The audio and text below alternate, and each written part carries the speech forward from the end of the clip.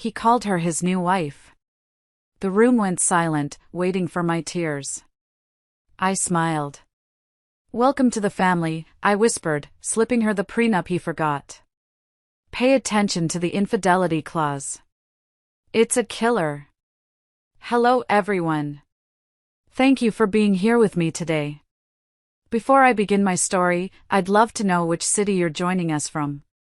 Please feel free to share in the comments. Now, let me take you into this story. That night, it was cold up on the rooftop of the Meridian Crown. The air was thin and sharp, and it smelled like a strange mix of expensive cologne and the exhaust from the city's streets far below. You know the smell, it's the smell of ambition. It's the smell of Crown Harbor. I was standing right next to my husband, Sterling Hollis. If you read the financial blogs, you know Sterling. He's the self-made tech billionaire, the visionary who built Ward Nexus Capital out of thin air. That's the story he loved. It was clean, it was shiny, and it was the perfect, aggressively American inheritance he wanted to leave. But I knew the parts of that story he conveniently erased. I was the one who balanced the books for the first 3 years.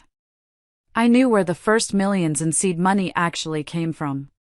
I knew which regulations were bent, which partners were strategically cut out of the company history the moment they stopped being useful. Sterling's fortune wasn't self-made. It was just very, very well laundered. My job that night was being the perfect hostess, the dignified, quietly supportive wife. My dress was a deep, calculated navy. I had my practice smile locked in place. In my hand, I was holding a crystal flute filled with champagne worth more than my first annual salary. It felt cold and heavy. The MC, some local news anchor with teeth too white for real life, handed the microphone to Sterling. That awful, amplified thump sound echoed over the polite chatter of the city's elite. Sterling lifted his glass, beaming at the crowd. His voice, usually so loud, was carefully engineered for trust. "Thank you all for coming," he said.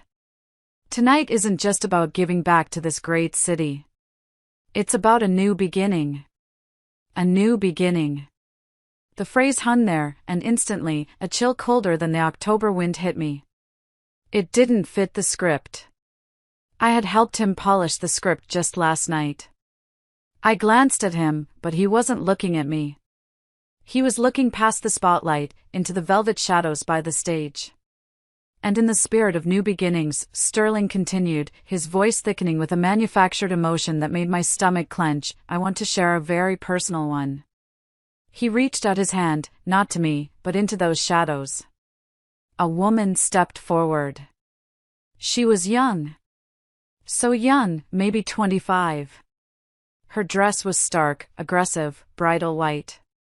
It seemed to suck all the light out of the room. I recognized her instantly, Paloma Darcy, a lifestyle vlogger, an influencer whose entire brand was built on authenticity and sponsored wellness products. The flashbulbs, which had been polite, now erupted.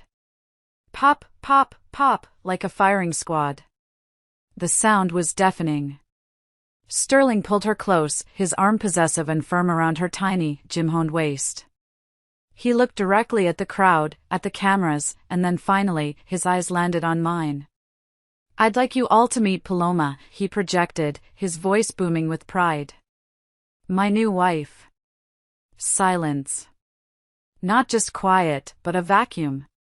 The entire rooftop, 300 of Crown Harbor's most elite people, sucked in its breath at the exact same moment. The dull thump of the ambient house music was the only sound. A heartbeat for a dead room. Then came the whispers. A sibilant hiss that spread through the crowd like a gas leak. I saw the phones rise, a forest of little glass rectangles. They were all angling for the shot. They were capturing the content, the viral moment, the perfect brutal triangle, Sterling, the triumphant husband, Paloma, the upgraded replacement, and me, Adelaide Vesper, the public surplus, the discarded wife. My body did this strange, distant thing. It detached. I felt like I was floating near the steel rafters, watching the scene below as if it were a poorly written television show. My ears filled with a high-pitched ringing, a digital whine that blocked out the noise. But my vision became impossibly sharp, almost painful. I saw everything in high definition. I saw the pity on the faces of the junior associates. I saw the thinly veiled, reptilian triumph on the faces of the women who always envied my house, my car, my husband. They were drinking this in. They were savoring my humiliation. They were waiting for the tears. They were waiting for the scream, the satisfying, messy crack as the perfect hostess finally shattered. I didn't give it to them. I felt my hand move, not to wipe a tear, but to smooth the silk over my hip. I took one step forward, then another. I was walking toward them, toward the center of the storm. The whispers died instantly. The crowd was confused. This was not in their script. I stopped just before I reached the low stage. I lifted my glass, the champagne barely trembling. I smiled. It was the same smile I used when finalizing a catering menu or firing a gardener. "Congratulations, Sterling," I said, my voice carrying clearly in the sudden, absolute quiet. "You always did love a dramatic reveal." Sterling looked stunned. His face, usually so controlled, flickered with rage. This deviation wasn't planned. Paloma, however, was a professional. She mistook my composure for a civilized, European-style agreement. She stepped forward, breaking Sterling's grip, and extended a perfectly manicured hand. "Adelaide," she cooed, her voice exactly like her filtered videos, all breathy and earnest. "I'm so glad we can finally be open about this. I truly hope we can handle this with grace." She was offering me a handshake for the cameras, a performance of female solidarity. I took her hand. Her skin was soft, plumped with hydration and unused. My own hand, however, was gripping a very thin, folded sheath of papers I had tucked inside my simple, elegant clutch. As our palms met, I slid the papers into her grasp. It was a smooth transfer, a sleight of hand I didn't know I possessed, hidden by the angle of our bodies and the blinding flashbulbs. She frowned, a tiny wrinkle appearing between her perfect brows. This wasn't part of her influencer script. I leaned in close, my smile still locked in place, my lips almost brushing her ear. The cameras were still flashing. "Welcome to the family," I whispered, my voice a blade wrapped in velvet. "He made me sign that when we got married. You should read it tonight before you get too comfortable. Pay close attention to Section 4, Subsection B. The part about infidelity and asset forfeiture. It's a killer." I pulled back, but I kept holding her gaze. Her eyes, wide and blue, finally registered something other than triumph. They registered fear. "Don't you dare pity me." I wasn't the victim they were watching. That piece of paper in her hand wasn't just a document. It was the key to the legal bomb that just went off. I turned from them. I didn't run. I didn't stalk off. I walked back to my original spot by the railing as if I were just another guest, perhaps waiting for a fresh drink. The photographers scrambled, their lenses panning wildly, trying to get all three of us in the frame: Sterling, frozen in a mask of pure rage, Paloma, looking down at the folded papers in her hand, her mask of grace finally cracking into ugly confusion, and me. In the resulting photographs that would plaster every gossip site and financial blog by morning, they would capture the moment. But only one of us was looking straight down the barrel of the lens. Only one of us looked like they had just won. My eyes were no longer the eyes of the woman who walked in tonight. They were the eyes of the one holding the detonation codes. You have to know why I held that pen. Why I signed my name all those years ago, and why I never, ever let it go. That cold rooftop in Crown Harbor is a million miles and a lifetime away from Maple Ridge. Maple Ridge isn't a place you aim for. It's a place you're from. It was a small, working-class town pressed flat by humidity in the summer and gray, wet snow in the winter. The biggest employers were the paper mill, which smelled like sulfur and boiled cabbage, and the regional hospital. My family lived in a cramped bungalow on a street where every house had a car on blocks in the driveway and a deep, abiding hope for one big break. Usually, that meant a lucky scratch ticket or maybe a frivolous lawsuit. Our house was more cramped than most because it included my aunt, my uncle, and my cousin, Cordelia Lane. Cordelia. Even her name sounded like something from a magazine. She was my exact age, but we were built from different materials. Cordelia was all light and air, with natural blonde hair that fell in perfect waves and a laugh that made people want to give her things. She was, as everyone in our family agreed, from the moment she was born, the universe's favorite. She was our dynasty, our lottery ticket, our designated future. I was the other one, the quiet one, the one with the plain brown hair, the one who was good at math. I was Adelaide, the one who could help you with your homework.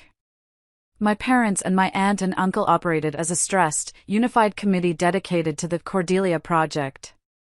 When new school clothes were bought, Cordelia got the Guess jeans and the Benetton sweaters. I got whatever was durable and on sale at Sears. When Cordelia wanted to join the cheerleading squad, the money for the uniform and the summer camps just appeared, even if it meant the electricity bill was a week late. When I asked about joining the debate team, which cost almost nothing, my mother sighed and said, "Adelaide, honey, we just don't have the emotional energy for more running around right now." I wasn't mistreated. I was just omitted. My greatest virtue, repeated constantly by all the adults, was that I was no trouble. "Adelaide's so good," my mother would tell her friends over weak coffee. "She never asks for anything." They said it with such pride, as if they had successfully trained a pet not to beg at the table. They didn't understand that being no trouble is a form of erosion. It's a slow, steady sanding down of your own importance until you start to believe you don't, or shouldn't, exist. You learn to take up less space, to muffle your own needs. The epicenter of my education was the dinner table. Our dinners were loud, tense affairs, smelling of fried bologna and anxiety. The adults didn't talk about politics or the news. They talked about money, the lack of it, the terror of it, and the strategies for getting it. The primary strategy was always Cordelia. I saw that Johnson boy's father driving a new Lincoln, my uncle would say, chewing. His family owns the biggest plumbing supply in 3 counties. "Cordelia, didn't that boy look at you in church?" "He's gross," Cordelia would whine, tossing her perfect hair. "Gross doesn't matter, sweetie," my aunt would coo, passing the potatoes. "Secure is what matters. You can learn to love secure." They discussed her future marriage like a corporate merger. It was a financial plan. Who had land? Who had a family business? Who was set up? In my house, love wasn't a feeling. It was collateral. It was the asset you traded when you had nothing else of value. And I sat there night after night, invisible and silent, learning a fundamental truth: people, especially your own family, will happily sell you out and call it looking out for you. My only escape was the Maple Ridge Public Library. It was quiet. It was warm. And it smelled like old paper and floor wax. I found my refuge in the aisles. I didn't just read novels. I read everything. I started with business biographies, trying to figure out how people got money. Then I found the legal section. I pulled out dusty textbooks on contract law, on corporate structures, on wills and estates. I became obsessed. I'd sit for hours, tracing the dense, impenetrable language with my finger. I began to see the world as a series of agreements, visible and invisible. I saw that the words on a page, the right words in the right order, were a kind of armor. They were the rules. The people who got sold out were the ones who didn't know the rules. I vowed I would never, ever be the person in the room who didn't know the rules. I would never again sign something I didn't understand. Even if it was just a permission slip. There was one person who saw me. My grandmother, Mildred. She was my mother's mother, a tough, quiet woman who smoked unfiltered cigarettes on the porch and read the stock market ticker in the newspaper. She didn't coo over Cordelia. She'd watch me reading on the floor and just nod. "You're different, Adelaide," she told me one afternoon, the smoke from her cigarette curling in the humid air. We were the only two on the porch. "This family, they're all looking for a rescue. They want to be saved." She tapped her ash into a coffee can. "One of our girls won't sell herself for money, but she'll know how to make money serve her. That'll be you, Bird. Don't you let them make you small." 6 months later, she died suddenly of an aneurysm. The family was devastated for a week. Then they were just annoyed when they found out her small life insurance policy didn't pay out enough to cover the new roof. But it wasn't for them. She had left me a small but protected educational savings account, just a few thousand. It wasn't enough for a 4-year university, but it was enough for community college and a bus ticket out. It was a key. High school only amplified the divide. Cordelia started dating a boy from the good side of the tracks, the one with the golf courses. He drove a convertible and bought her a Coach bag, which she'd leave on the kitchen counter like a trophy. She'd talk loudly on the phone about parties I wasn't invited to and weekends at his family's lake house. I got a job. I became a barista at the Daily Grind, the only decent coffee shop in town. It was the place where the town's few professionals, the lawyers, the doctors, the small business owners, came for their morning caffeine. I served them lattes and muffins. And I listened. I became a ghost, wiping down counters just close enough to hear them. They didn't talk about marrying for money. They talked about IRAs. They complained about escrow. They argued over partnership agreements and non-compete clauses. I soaked it all up. I learned their language, this vocabulary of power that was completely foreign in my own home. I'd go home smelling like burnt coffee and scribble down terms I didn't understand, fiduciary duty, vesting schedule, liability, and look them up later at the library. The end came during a massive family fight over a payday loan my father had taken out. The shouting was so loud I could hear it from the sidewalk. When I walked in, my father, his face purple with rage and shame, was slumped at the kitchen table. "I don't know what to do," he was whispering to my mother. There's nothing left." My mother, trying to comfort him, gestured toward me, standing frozen in the doorway. "It's okay, honey. We still have Cordelia. And Adelaide, she'll get a good, steady job at the hospital, maybe in billing." My father didn't even look at me. He just shook his head, a gesture of pure, exhausted defeat. "She'll never earn anything big," he said. "Not to me, but about me. She's not like Cordelia. Don't put your hopes there." He didn't mean it to be cruel. It was just a fact, like saying the sky was gray. I was not the asset. I was the liability. The one who was no trouble, but also no hope. That sentence settled into my bones. It became the engine. I was not going to be the liability. I was going to be the foundation. 2 months later, at 18, I cashed out half of Mildred's bond.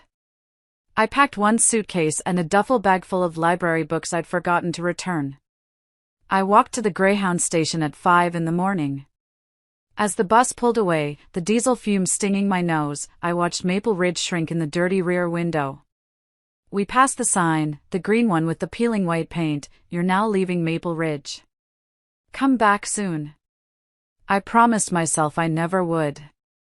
I leaned my head against the vibrating glass and made a different vow: someday, someone will have to read my name in a contract, whether they like it or not. Cron Harbor was the antidote to Maple Ridge.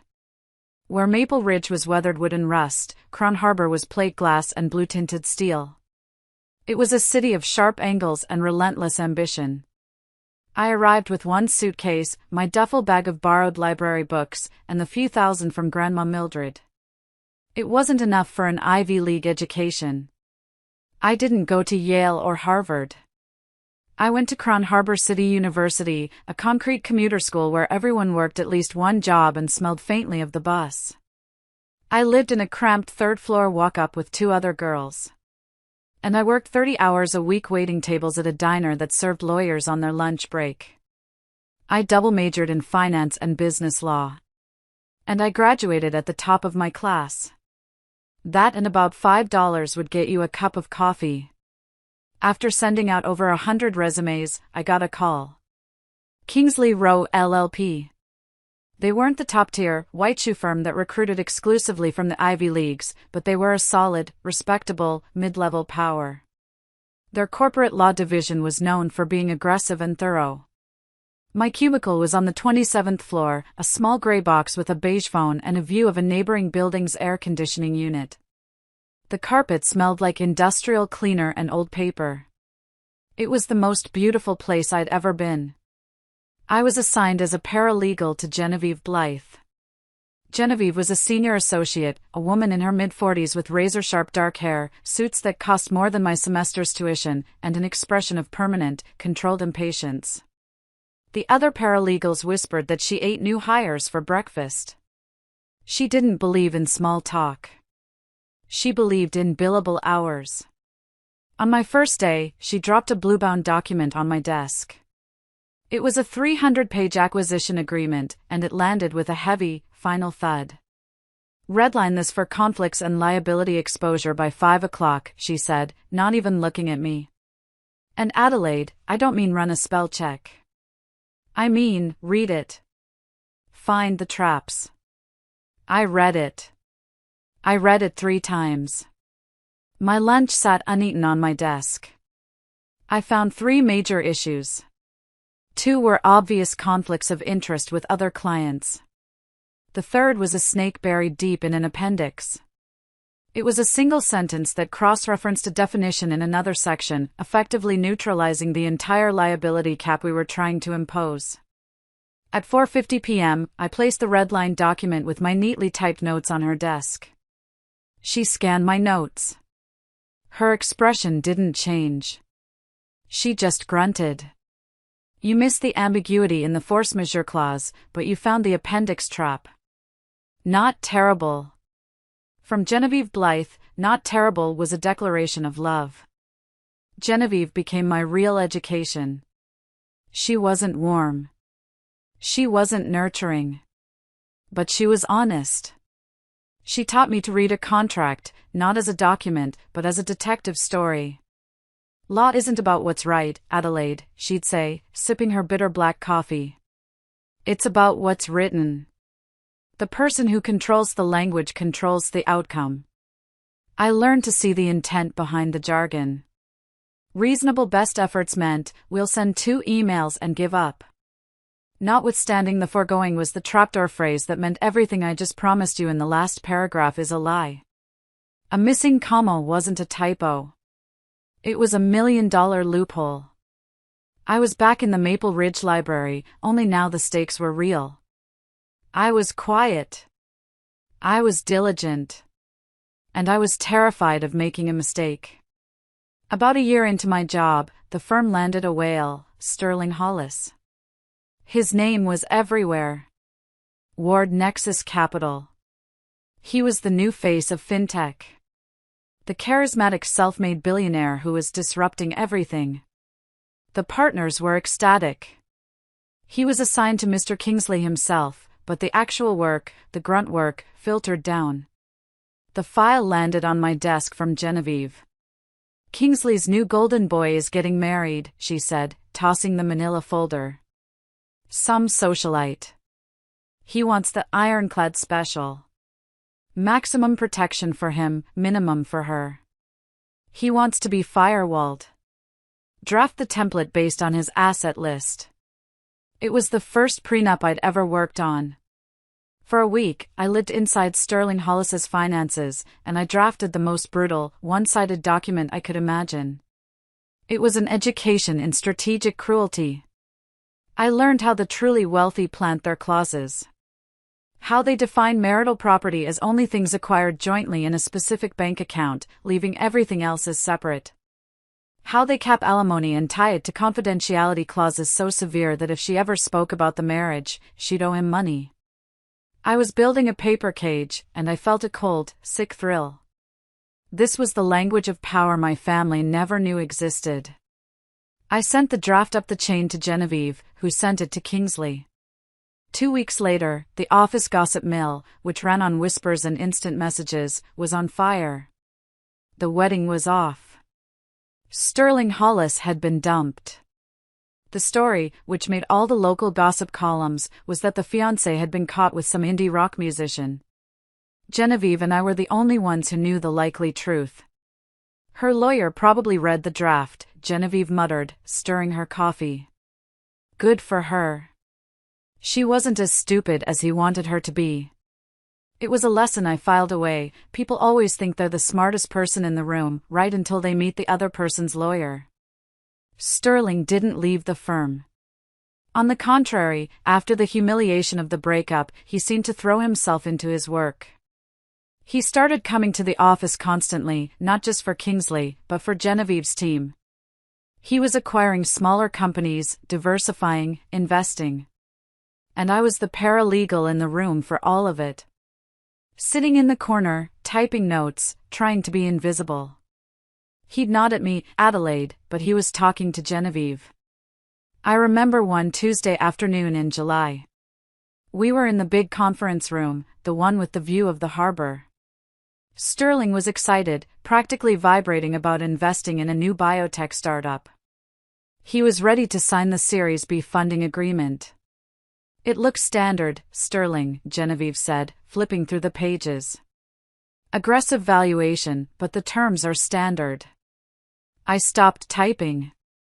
My heart hammered against my ribs. To speak up was to risk my job, but the mistake was, it was just so big. Ms. Blythe? My voice was barely a squeak. Genevieve looked up, her eyes sharp with annoyance. Sterling turned, his gaze passing over me, annoyed at the interruption. What is it, Adelaide? I cleared my throat. Section 5.2. The drag-along rights. They're tied to the common stockholders, not the preferred. I swallowed, my mouth dry. And the anti-dilution clause in Section 6 doesn't cover a downstream merger. If this company gets acquired by a larger entity for stock instead of cash, his entire preferred position could be diluted to almost nothing. They'd be able to force him to sell at their price, and he'd have no recourse. The room was completely silent. The only sound was the hum of the air conditioner. Genevieve stared at the page. She read it, then read it again. Her eyes widened just a fraction. Sterling looked at me, really looked at me for the first time. Not as furniture, but as a person. He wasn't used to being contradicted, especially by a paralegal. Is she right, Genevieve? He asked, his voice flat. Genevieve closed the document with a soft slap. Yes, she is. A very expensive catch. Adelaide, good work. She turned back to Sterling. We send this back to their counsel. Tell them we redraft 5 and 6 or there's no deal. After that meeting, Sterling Hollis knew my name. He started inviting Genevieve to lunch, the expensive places, the ones with white tablecloths and hushed voices. And bring Adelaide, he'd add as an afterthought. I want her eyes on this. So, I go, sitting silently in my $20 blazer from a discount store, surrounded by men in $5,000 suits. I'd order the cheapest thing on the menu and just listen. But then a shift happened. After a few of these lunches, Sterling would be outlining a new deal, looking at Genevieve, and then slowly his eyes would slide to me. What do you think, Adelaide? He'd ask, cutting right past his lawyer. Where's the trap? What's the risk I'm not seeing? And I would tell him, quietly, the indemnity clause is uncapped, Mr. Hollis, or the exit provisions are vague. They don't define cause for a buyout. He was fascinated. I was the opposite of everyone in his life. I wasn't a sycophant. I wasn't trying to sell him anything or flatter him. I was just cautious. I was the girl from Maple Ridge who knew what it felt like to have nothing, so I was clinically terrified of losing anything. He mistook my deep-seated anxiety for brilliant legal insight. He began to trust my caution more than his partner's optimism. This, I knew, was power. He didn't see me as a threat. He saw me as a shield. It was 6 months after the biotech meeting. November. A cold, miserable rain was lashing the windows of the 27th floor. I'd stayed late, of course. My cheap umbrella had inverted and broken that morning. I was standing under the granite awning of our building, trying to summon the courage for a soaking wet run to the bus stop. A black town car, sleek and silent as a shark, slid to the curb. The tinted rear window lowered. It was Sterling. "Adelaide, you're going to drown out here." I felt my face flush. "I'm fine, Mr. Hollis. Just waiting for the bus." "Don't be ridiculous," he said. He opened his door and got out of the car, stepping into the downpour. He opened a huge, black, expensive-looking umbrella and walked over to me, holding it over my head. He was standing close. He smelled like expensive wool, citrus, and ozone from the rain. "Get in," he said, his voice low, not the booming CEO voice I was used to. "I'll take you home." I hesitated. It was unprofessional. Genevieve would kill me. "I'm not taking no for an answer," he said, smiling, and guided me into the car. The leather seats were impossibly soft, and it was warm. As the car pulled silently into traffic, he was quiet for a few blocks. Then he turned to me, his face illuminated by the passing streetlights. "You know," he said, "you make me feel safer than any lawyer I've ever hired." I just looked at him, my heart doing that same stupid hammering it did in the conference room. He smiled, a slow, deliberate smile that wasn't for a partner or a client. "We should talk more, Adelaide. And I don't just mean about contracts." The courtship was 6 months of high-altitude living, a dizzying ascent from conference rooms to his penthouse, from mitigating risk to planning a future. Sterling wasn't like anyone I had ever known. He was decisive, powerful, and he focused on me with the same laser intensity he applied to a hostile takeover. He proposed on a Tuesday, not a holiday. It was private, in his penthouse, with the lights of Crown Harbor spread out below us like a carpet of diamonds. There was no flash mob, no skywriting, just him on one knee and a ring with a diamond so large and clear it looked like captured water. I said yes. I was in love, or at least I was in love with the idea of being this new person, the one who was chosen so definitively. The next morning, over coffee served by his housekeeper, the other shoe dropped. He was smiling, holding my hand, the new diamond flashing. "Adelaide," he said, his voice casual. "Obviously, I'm going to have my lawyers draft a prenuptial agreement. It's just standard practice. Protects us both. You understand, right? You of all people get the paperwork." I didn't flinch. The girl from Maple Ridge, the one who watched her family treat marriage like a merger, wasn't shocked. The paralegal from Kingsley Row, the one who had drafted that brutal, one-sided cage for his last fiancée, was expecting it. "Of course," I said, my voice just as level as his. "I'd be surprised if you didn't." He looked relieved. "Great. My guys will send a draft to, well, wherever you want." "Send it to Genevieve Blythe," I said. "But Sterling, I want one thing clear. I'm not signing a contract for indentured servitude. It needs to be transparent, and it needs to be fair. I'm not one of your shell companies." I met Genevieve for a secret coffee, far from the office. I had already given my 2 weeks' notice at Kingsley Row.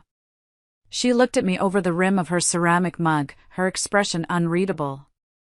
"So, you're doing it?" she said. It wasn't a question. "I am. The draft is on its way to you." Genevieve leaned forward.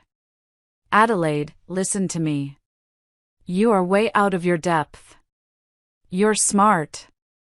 But he's in a different league. He's not just a client anymore. You're playing on his turf by his rules. This document, if you sign this, you make sure you have a weapon of your own tucked inside it. Because the day he decides he's done with you, this is the only thing that will matter. Don't you dare get sentimental.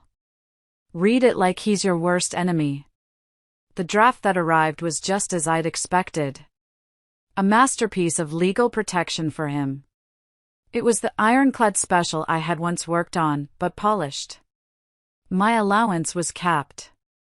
Any appreciation on his existing assets, Ward Next Capital, his real estate portfolio, his offshore accounts, was defined as his separate property. Period. Any assets acquired during the marriage were only considered marital if purchased through a specific joint account he controlled. It was designed to keep me a guest in my own life, a highly paid employee with the title of wife. I went back to him, not with tears, but with a red-lined document. This isn't going to work, Sterling. He was annoyed. He was not used to being challenged, especially by me, the quiet paralegal he'd discovered. Adelaide, this is standard. My lawyers insist. Your lawyers work for you, I cut in, my voice shaking slightly. But I held his gaze. This clause, it means I could advise you on a deal that makes you $100 million, and I wouldn't be entitled to a single cent of it. This one, it limits any settlement so low that it's frankly insulting. I'm not Cordelia Lane's mother, Sterling, looking for a man to take care of me. I'm leaving my career to build a life with you, and I will not be the only one in this partnership who is fully exposed. We fought. We negotiated for 2 solid weeks. His lawyer sent drafts. Genevieve sent them back, bleeding red ink. Sterling was furious, frustrated, and in a strange, predatory way, I think he was excited. He saw the girl who spotted the anti-dilution trap. He saw someone who wasn't intimidated by his power. He saw for the first time a true partner in battle, even if the battle was against him. Finally, he caved, but only on what he considered theoretical points. The final executed version, the one we both signed in a sterile conference room with 2 sets of lawyers present, had 3 critical, non-negotiable clauses that I had fought for. First, any income or assets derived from my own labor or investments earned after the date of the marriage would remain my separate and sole property. Second, any investments held in an account under my individual name were mine, untouchable, regardless of whether the initial funds came from a gift or allowance. And third, the one Genevieve called the time bomb. It was my masterpiece. Section 4, subsection B. If Sterling engaged in infidelity, and if a divorce was filed within 10 years of the marriage date, he would be obligated to pay a single fixed settlement, a very, very large one, plus 20% of the appreciated value of Ward Nexus Capital's primary investment fund. Sterling signed it.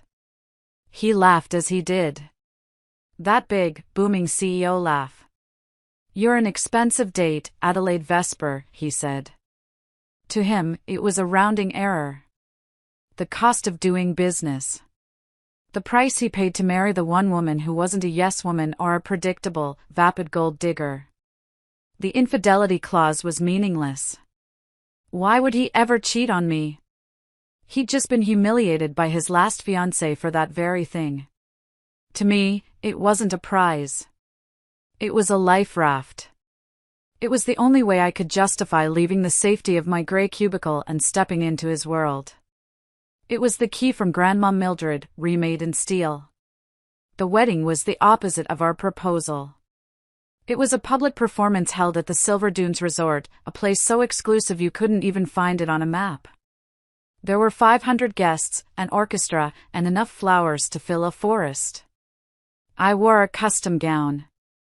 My family, flown in first class, looked stunned, like they'd won the lottery they were always dreaming about. My father cried. Cordelia, my bridesmaid, looked at me with a new, strange respect. I was no longer the invisible one. I was the asset. I left Kingsley Row. My life became golden. I became an unofficial advisor to Sterling, sitting in on board meetings, not as a lawyer, but as his secret weapon, his gut check. "You don't need to work, darling," Sterling would say, signing off on a black Amex card with my name on it. "Just enjoy yourself, go to the spa, buy the art, redecorate the house." And I did. I went to the lunches. I chaired the charity balls. I bought the clothes. I even learned to like the way the champagne felt in my hand. But the girl from Maple Ridge never, ever trusts the money will last. The barista who listened to lawyers talk about their portfolios didn't just spend the allowance he gave me. I opened a private brokerage account under my name only, as per our agreement. I'd take a portion of the household and allowance money, 10% here, 20% there, and I'd invest. I didn't buy blue-chip stocks. I bought what I knew. I'd read the term sheets of small, hungry startups that Sterling's firm dismissed as peanuts. I'd find the ones with the loopholes he'd miss, the ones with the solid fundamentals. I'd send the paperwork to Genevieve, who was now a partner, for a friendly read. "This one's solid," she'd email back. "This one's trash." I poured my secret money into those peanuts, a small biotech firm, a software-as-a-service platform, a company specializing in data encryption. Most of them did nothing. But 2 of them, after 3 or 4 years, exploded. My small, secret investments, made with what Sterling considered his pocket change, were quietly ballooning in value, completely separate from his empire. The first 5 years were a blur of golden rituals, first-class flights to London and Tokyo, weekends at our massive glass and cedar cabin in the mountains. We were the power couple of Crown Harbor. I was Mrs. Sterling Hollis. And through it all, I kept the habits of the paralegal. I kept meticulous records, every wire transfer, every investment, every email from Sterling authorizing a gift to my account. I kept a ledger. One night soon after we moved into the penthouse, I took the original wedding copy of our prenuptial agreement, the one with his confident, sprawling signature and my own neat, careful one. I didn't frame it. I didn't hide it. I walked into my home office, a room he rarely entered, and placed it in the back of my personal fireproof safe, behind my own investment statements and my grandmother's old photograph. As I closed the heavy steel door and spun the dial, I felt a wave of security. I thought I was just locking away my future, my protection. I didn't know that what I had really just done was sign the script, load the weapon, and set the timer on the only revenge that would ever matter. The cracks in a glass mansion don't appear suddenly. They start as hairline fractures. Tiny stresses in the foundation that you don't notice until a cold draft hits you at just the right angle. By year 7, Ward Next Capital was no longer just a company. It was an empire.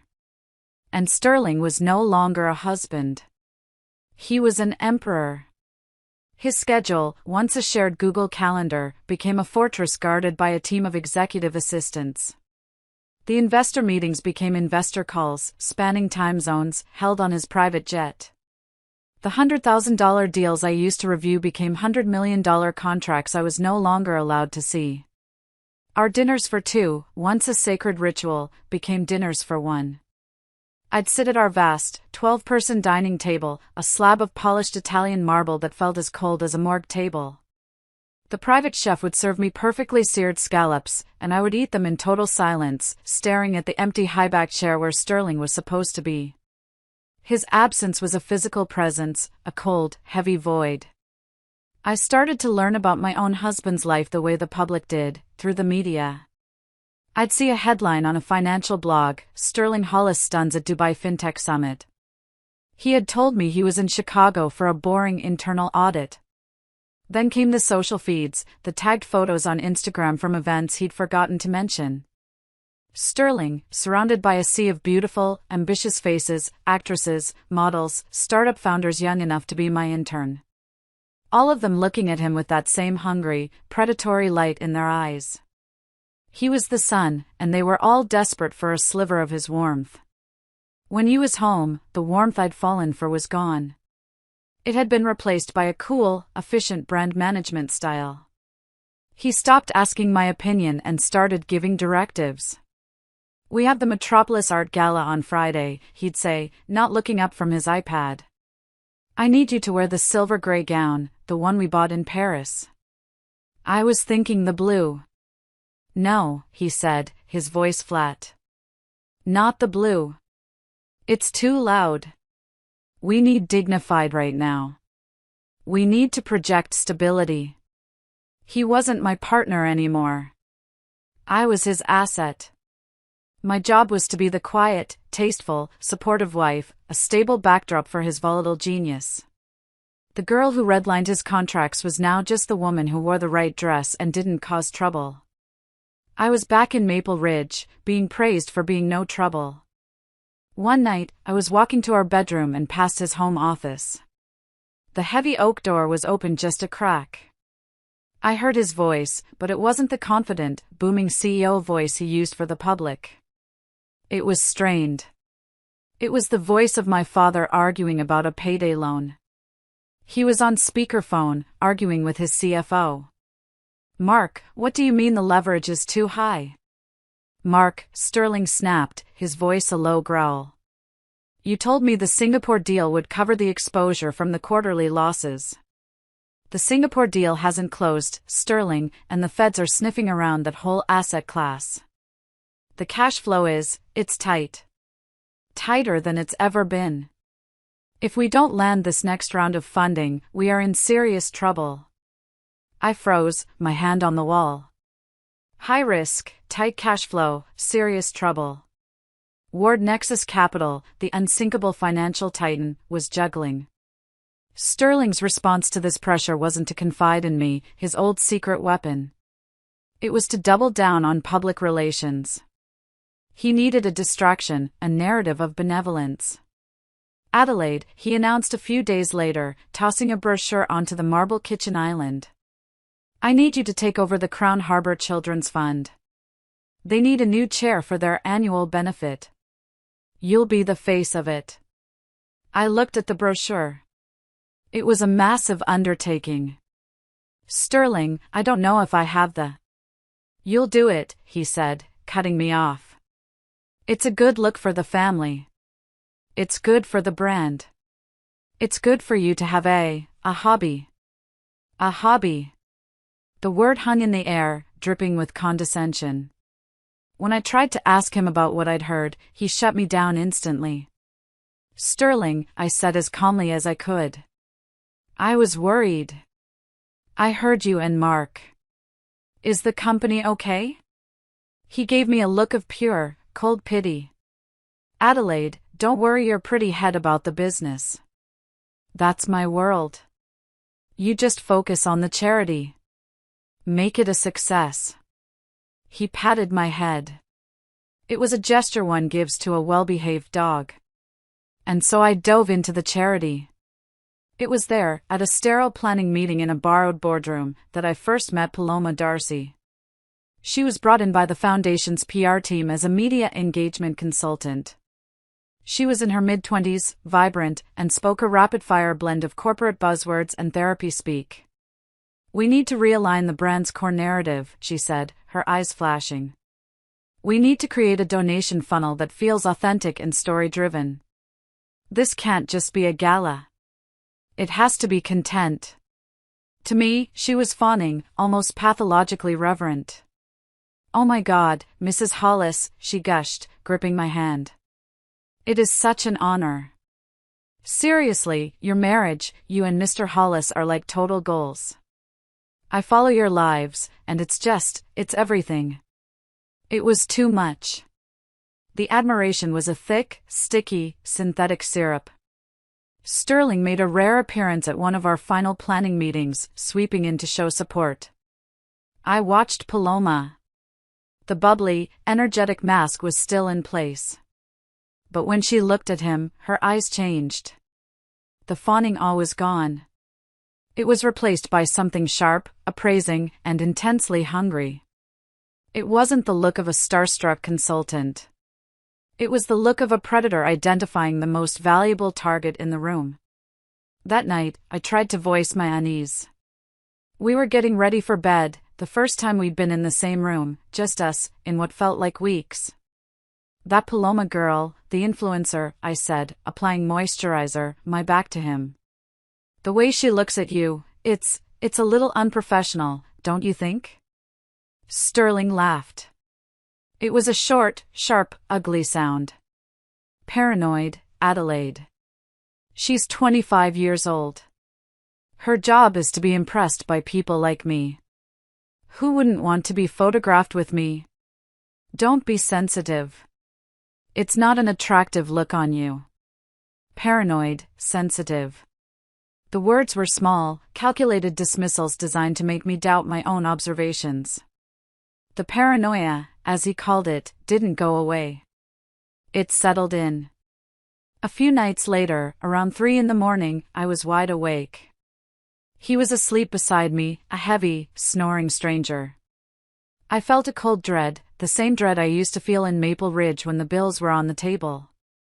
I slipped out of bed and went to my home office.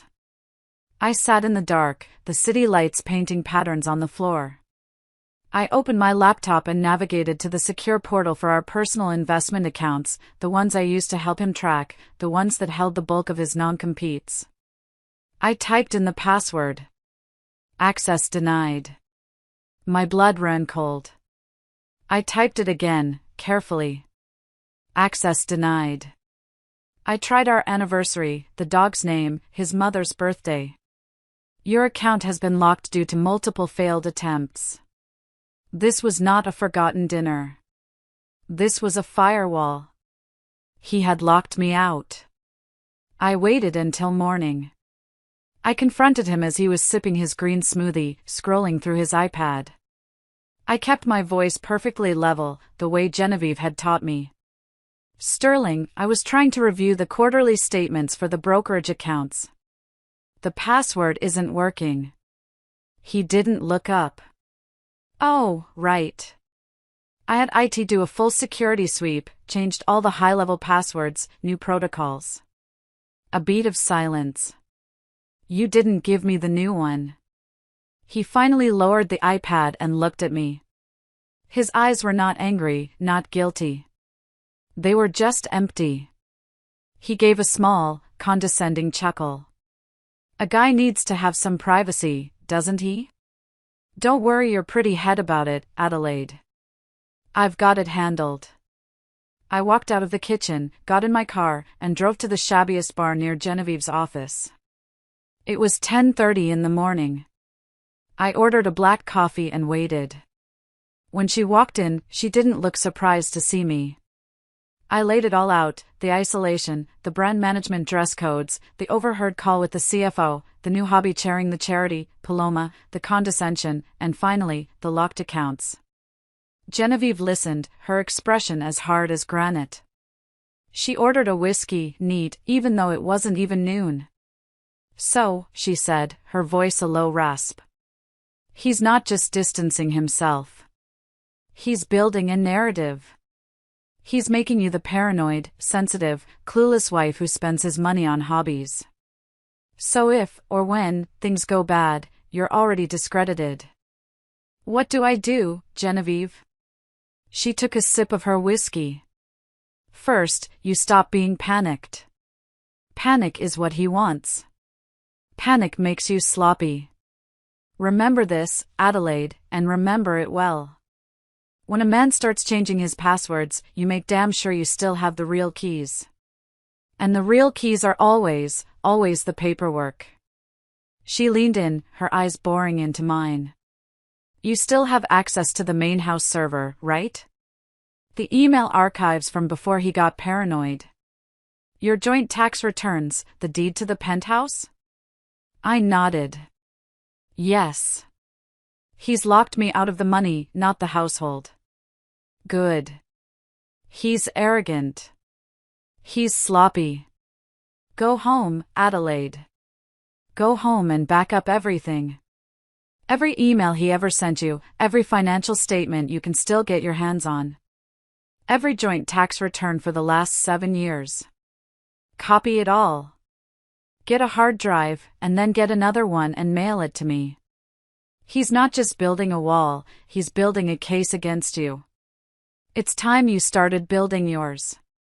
That night, I sat alone in my glass-walled office high above the city. The penthouse was silent. I plugged a new 2 terabyte external hard drive into the server hub. A small blue light blinked on. A window popped up on my screen, copying files. 4,218 items.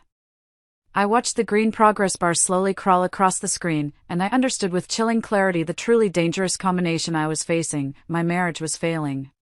His company was failing. And Sterling Hollis was not the kind of man who would ever, under any circumstances, take the fall alone. The gala at the Meridian Crown was Sterling's idea of a reset. 2 weeks prior, he had called a formal meeting in our penthouse dining room. He stood at the head of the 12-foot marble table, not as my husband, but as my CEO. "The press has been unkind," he said, pacing. His voice was clipped. "These rumors about cash flow are tiresome. This gala," he tapped the glossy brochure on the table, "is not just a charity event anymore. It's a relaunch. It's the public face of Act 2 for Ward Next Capital." He finally stopped pacing and looked at me. His eyes were flat, devoid of the warmth I once knew. "I need you there. I need you looking radiant, Adelaide. Beautiful, silent, and radiant. We need to project unbreakable unity. Do you understand?" I understood. I was no longer a partner. I was a prop. The human interest portion of his corporate damage control. The preparations for the gala were a daily, quiet humiliation. In previous years, I ran these events. I was the one who managed the planners, who debated the merits of the halibut versus the fillet, who approved the floral arrangements. This year, I was a ghost at my own party. Paloma Darcy was everywhere. She was at the hotel tasting, not as a guest, but as a director. I watched her send a plate back to the Michelin-starred chef, telling him the microgreens were not optimized for social media engagement. She was in Sterling's office, sitting in my usual chair, reviewing the media teaser photos for the event. She was on conference calls I hadn't been invited to, discussing the Step and Repeat banner. She wasn't behaving like a media consultant. She was behaving like the hostess. She was the mistress of the house. One evening, I was leaving the Meridian after a final, humiliating walkthrough where Paloma had gently suggested my chosen linen color was a little dated. I passed 2 junior PR women huddled by the elevator bank. They were whispering, their heads close together, clutching their iPads. "Heard it straight from a paralegal in legal," one of them whispered, her voice sharp with gossip. "He's dumping the wife." "What? This week?" "No, right after," the other one hissed back, eyes wide. "They're just waiting to close the new round of funding. It's a complete image overhaul. New company, new wife, new." They saw me. They both gasped, their faces instantly draining of color. They scattered like pigeons. I stood alone by the elevators, the rumor hanging in the air like cheap, heavy perfume, a complete image overhaul. I confronted him that night. He was in his massive walk-in closet, trying on a new tuxedo. The price tag, reading $4,500, was still on the sleeve. "Sterling," I said, my voice tight, my reflection small in the mirror. "Your PR team is gossiping. They're saying you're planning to divorce me and marry Paloma." He didn't even turn around. He just adjusted a cufflink, admiring his own reflection. "Oh, for God's sake, Adelaide. Is that what this is? You're listening to 22-year-old assistants now? You're better than that." He finally turned. His face a mask of weary, practiced disappointment. It was a look he had perfected. "I am trying to save my company," he said, his voice low and dangerous. "I am under a kind of stress you cannot possibly imagine. And I come home to this negative energy, this insecurity. This is exactly what I'm talking about, Adelaide. This is why I'm tired." He walked past me, his shoulder barely brushing mine. "Just wear the dress. Smile for the cameras. And trust me for once. Just trust me." Can you do that? It wasn't a question. It was a command. He was telling me to shut up. He was blaming me for my own replacement. And now it's here, the night of the relaunch. I am standing by the grand entrance, wearing the silver gray gown he demanded. I am beautiful. I am radiant. And I am silent. The air is thick with the smell of champagne and manufactured importance. I watch Sterling work the room, but he's not working it with me. He's holding court near the media pit, the flashbulbs popping, and Paloma in her white dress is beside him. When the official event photographer asks for a shot, Sterling pulls her to his side. Not me. I watch them pose. His hand is possessive, low on the small of her back. Her head is tilted up at him, her smile adoring, the perfect image of power and beauty. I am 10 feet away. Smiling. The event manager, Jessica, a woman I hired 3 years ago, hurries over to me. Her face is flushed with a deep, painful embarrassment. She's clutching her clipboard. Mrs. Hollis, Adelaide, I'm so sorry, she stammers, refusing to meet my eyes. There seems to be a mix-up with the seating chart. Your seat, it's at table 3. Table 3. Not the head table. Not table 1 with the governor. Table 3. The table for important but not essential donors. I look over at the sprawling head table. At the single empty chair beside Sterling. I see the elegant, cream-colored placeholder card. It doesn't say Adelaide Vesper. It's blank. That's perfectly fine, Jessica, I say. My voice is so calm it frightens even me. Thank you for letting me know. The lights dim. The MC steps into the spotlight. And now, the man who makes Crown Harbor what it is, the visionary behind Ward Nexus Capital, Mr. Sterling Hollis. The applause is thunderous. The spotlight hits him as he walks onto the stage.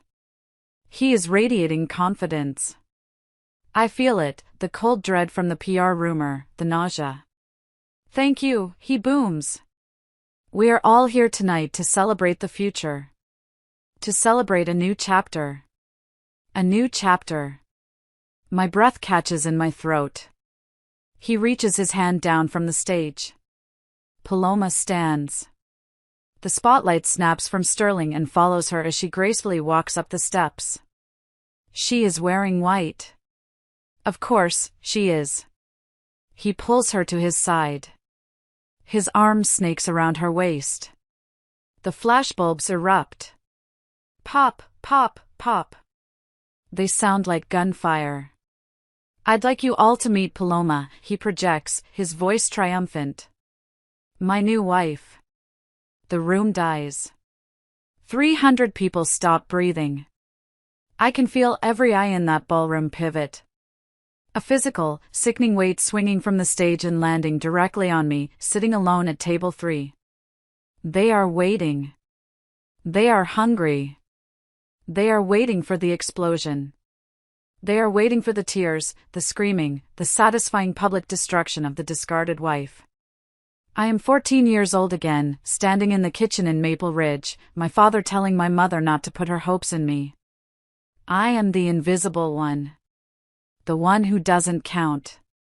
The one who is no trouble. But the humiliation doesn't paralyze me this time. It clarifies. It freezes my blood and sharpens my focus. The girl who read contract law in the library. The girl who built an armor of clauses is still in here. I don't run. I don't cry. I stand up. I pick up my champagne flute from the table and I walk toward the stage. The whispers stop instantly. The crowd is utterly, completely baffled. The victim is off script. I stop at the foot of the stage, right in the blinding white glare of the spotlight. I raise my glass. Congratulations, Sterling, I say, my voice ringing out, amplified by the stunned, perfect silence. You always did love a dramatic reveal. He looks frozen. His smile is gone, replaced by a flicker of pure rage. This wasn't in his plan. But Paloma, she's a performer. She mistakes my calm for civilized surrender. She beams, stepping forward, and extends her perfectly manicured hand, offering a handshake, a performance of no hard feelings for the cameras. I step up to her. I take her hand. And as I do, I lean in, as if for a social air kiss, a gesture of grace. The cameras flash, capturing the civilized moment, the two wives embracing. My clutch is in my left hand. Inside it is a single, folded document. As I lean in, I press the folded papers from my clutch into her waiting palm. It's a clean, sharp transfer, hidden by our bodies. She frowns, a tiny wrinkle appearing between her brows. Her hand closes around the papers. I lean in, my lips brushing her ear, my smile still radiant for the cameras. He loves contracts more than people, I whisper, my voice like sweet honey and crushed glass. He made me sign that when we got married. Read it tonight, and then ask yourself if you really want to keep the name Hollis. Pay close attention to Section 4, subsection B. I pull back. I give her one last bright, meaningless smile.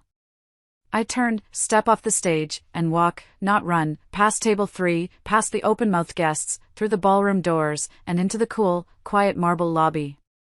I don't look back. The ride down in the elevator is silent. The doorman, his face a mask of professionalism, opens the door for me. I slide onto the cold, familiar leather of the back seat of my limousine. The door closes with a heavy, satisfying thunk, sealing out the world. The car pulls away from the Meridian Crown, its glittering facade shrinking in the rear-view mirror. My makeup is still perfect. My hair is immaculate. I am still the radiant prop. But my eyes are not the eyes of the woman who walked in tonight.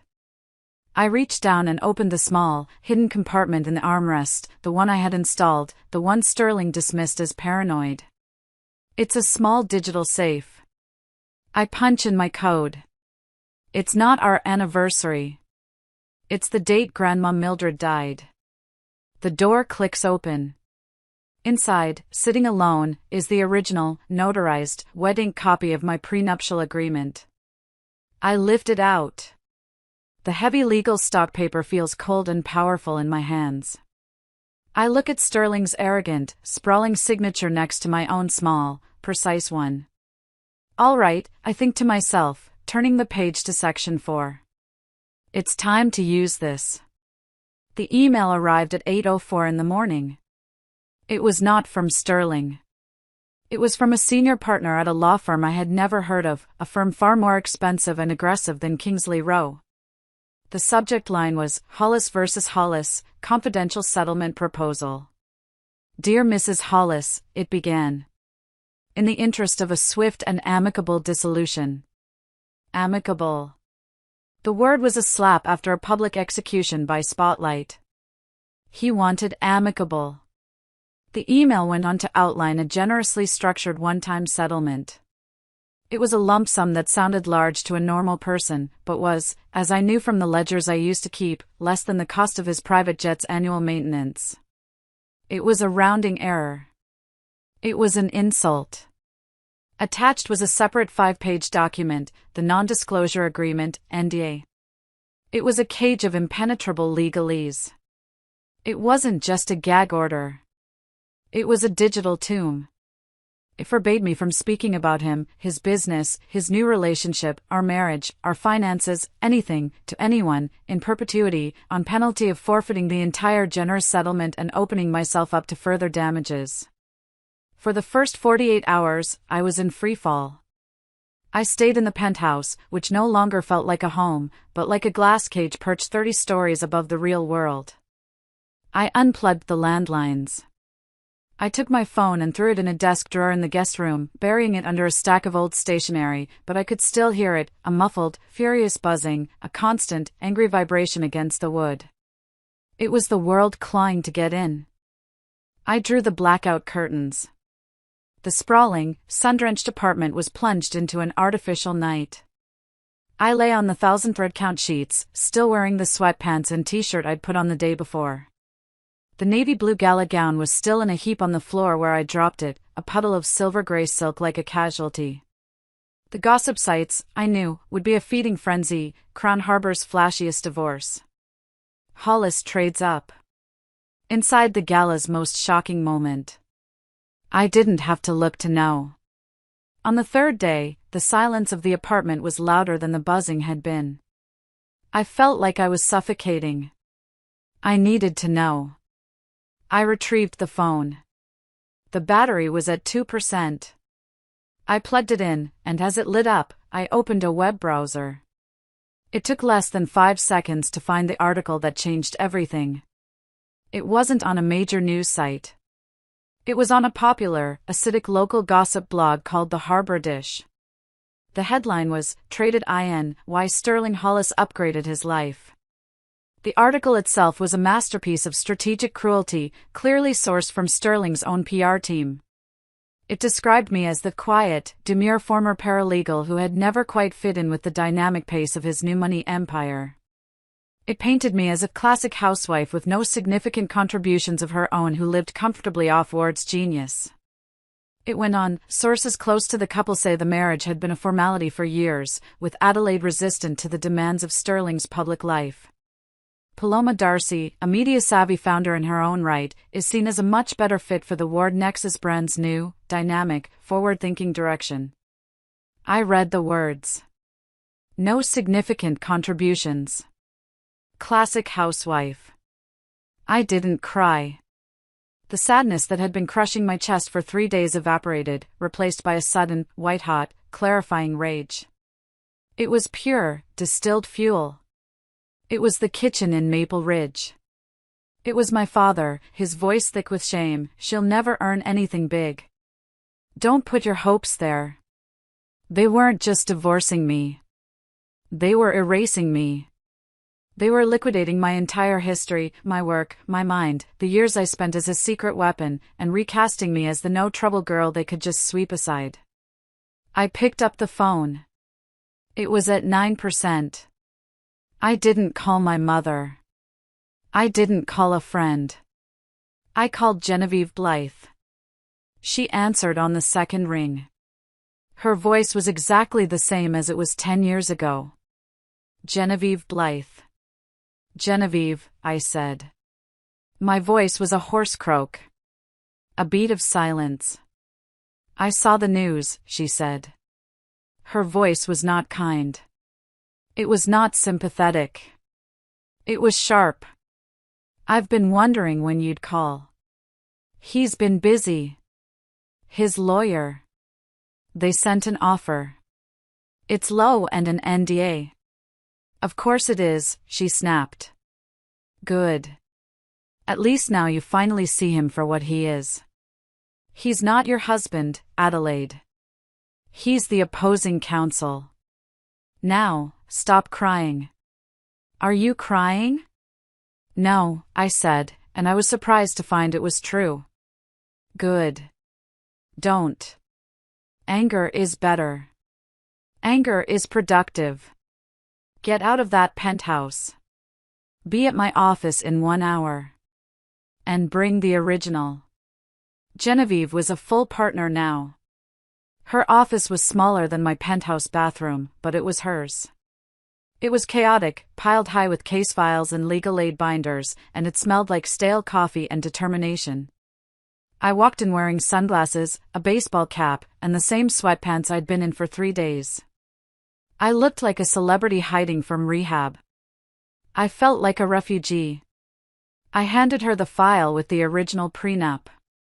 She didn't offer me tea. She didn't say, "I'm so sorry." She just said, "Sit," and pointed to a rickety guest chair. She spread the thick, heavy pages of the original agreement across her entire desk. For a full 5 minutes, the only sound in the office was the shing-shing of her yellow highlighter pen.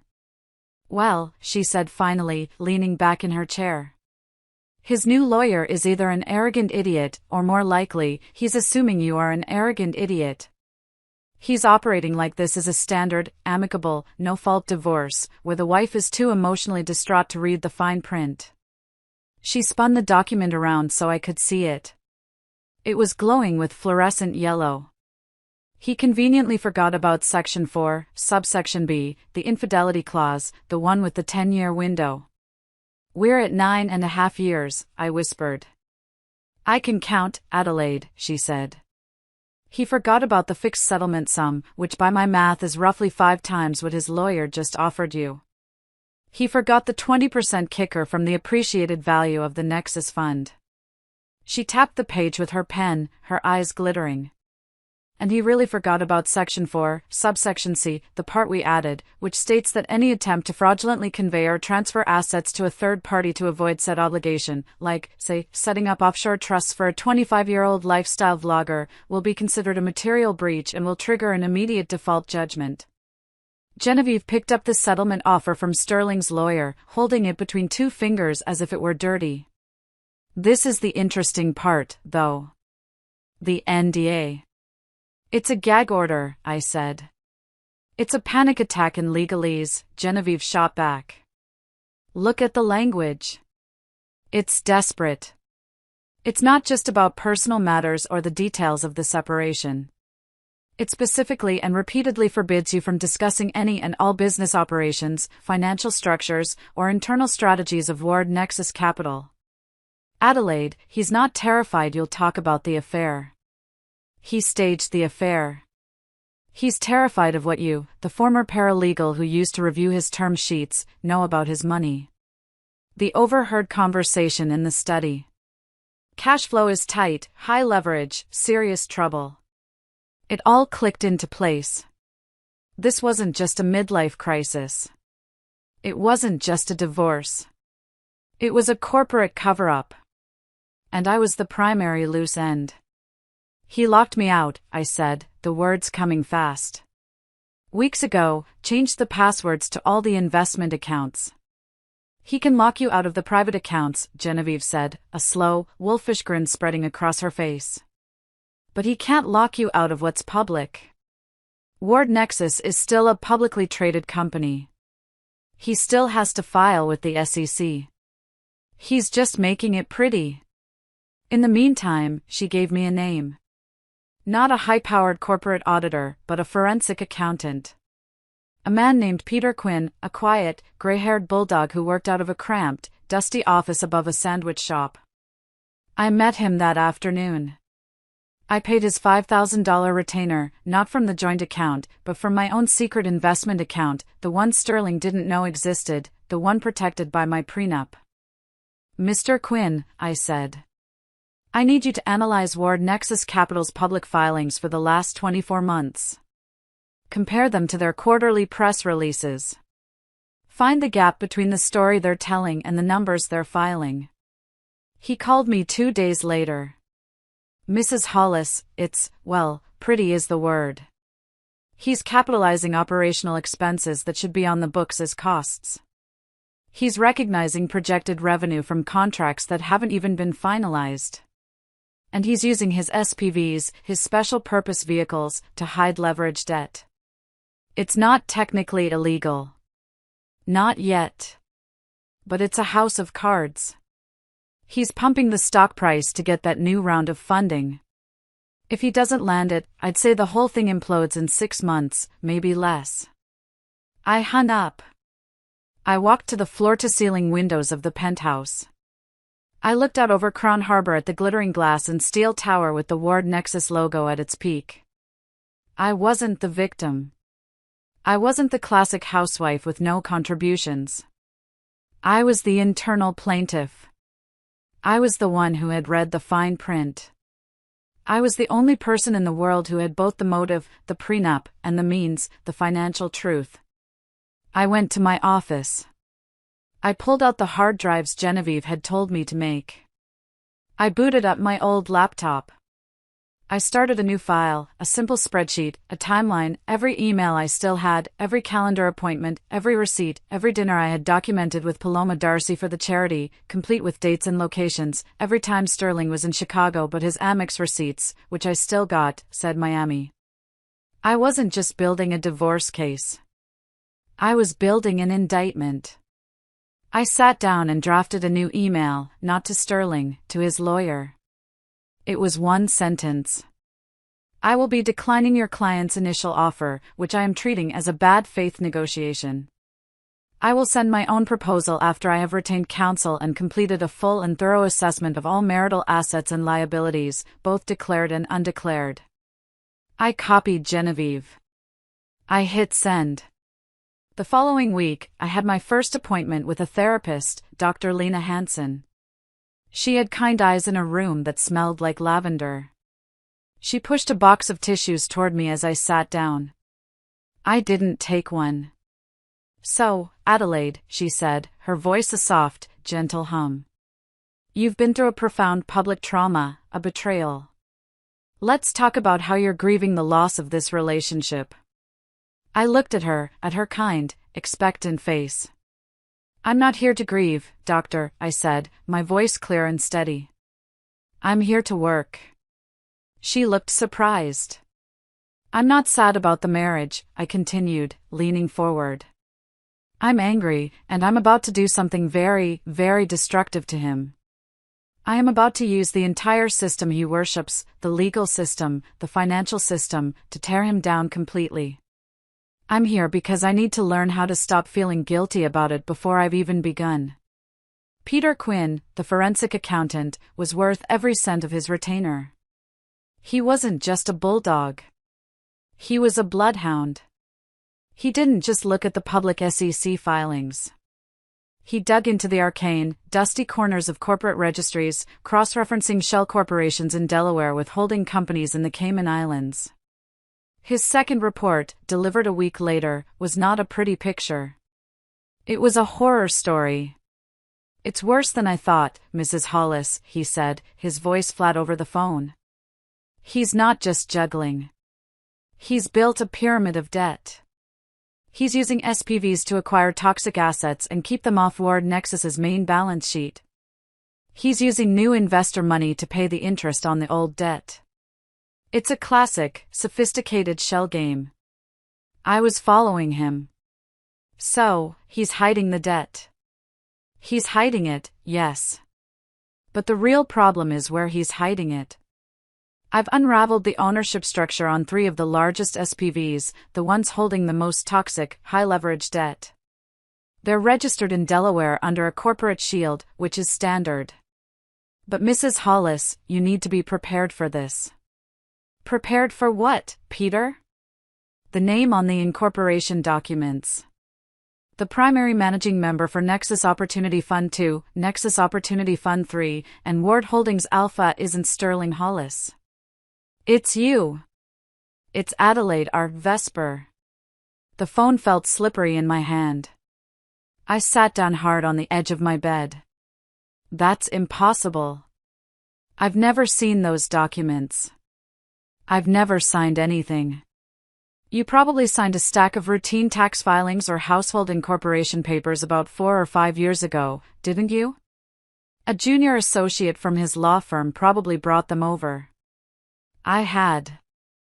I remembered it perfectly, a young man in a cheap suit waiting patiently while I signed a thick stack of papers Sterling had left for me, saying it was just some boring LLC setups for the estate plan.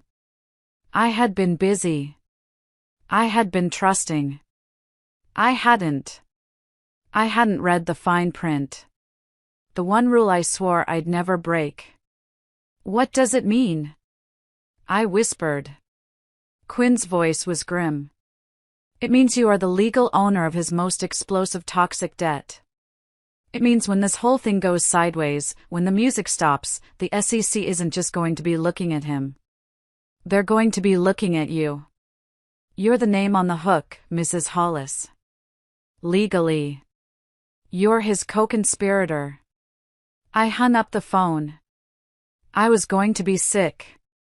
This wasn't a divorce. This was a setup, a frame. He was going to burn his entire empire to the ground and leave me standing in the ashes, holding the matches. The proof arrived 3 days later in the most mundane way possible. An email.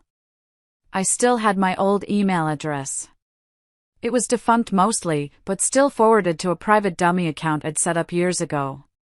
I only checked it once a week for stray newsletters. But this was not a newsletter. A harried junior PR associate had clearly intended to forward an email chain to a new PR consultant. Instead, she had typed Adelaide into the address bar.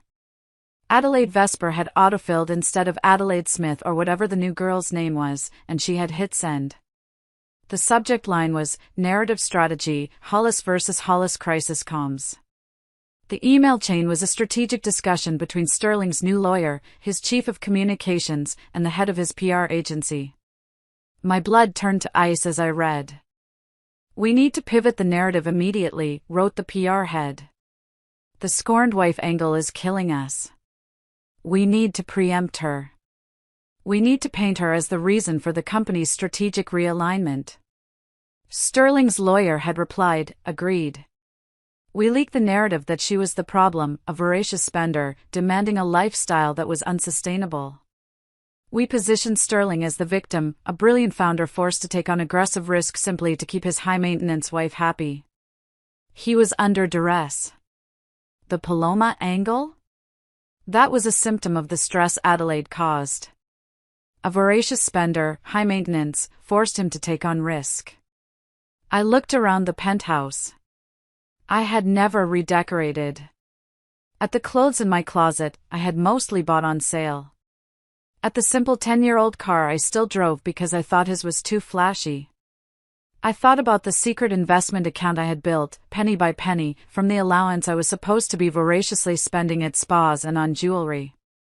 It was so perfectly, diabolically cruel. It was the story my father had written for me. She'll never earn anything big. Now Sterling was finishing the chapter, she can't earn. She can only spend, and she'll destroy you with her need. This wasn't just about replacing me. He was going to use me as the legal and public scapegoat for his entire catastrophic financial failure. He would walk away, the tragic, brilliant victim of his greedy wife, and I would be left to the SEC, the press, and the creditors. I picked up the phone and called Genevieve. I read her the email. I told her what Quinn had found. For the first time in her life, Genevieve Blythe was silent. When she finally spoke, her voice was not the voice of a lawyer. It was the voice of a general. Right, she said, her voice a low, cold hum. Change of plans. This isn't a divorce negotiation anymore. This is a war. Get your hard drives. Get your investment statements. Get Quinn's reports. Come to my office now. We spent the next 72 hours in her cramped, coffee-stained office, building what she called the counter-narrative. It was our war room. We had 2 whiteboards and a diet of stale pizza and black coffee. He's running 2 plays, Genevieve said, scribbling on the board with a red marker. Play 1, the public, he paints you as the greedy spendthrift wife. Play 2, the feds, he makes you the co-owner of the debt, the fall guy. Our job is to blow up both plays before he can even get on the field. We built the Vesper file, as she called it. Exhibit A, the prenup, our foundational document. Exhibit B, the PR email, proof of a conspiracy to commit defamation and libel. Exhibit C, my separate personal investment statements, meticulous records going back 9 years, showing every allowance deposit, every purchase of a non-Ward Nexus stock, every dollar I had earned on my own, proof that I was not a spender, but a sophisticated investor in my own right.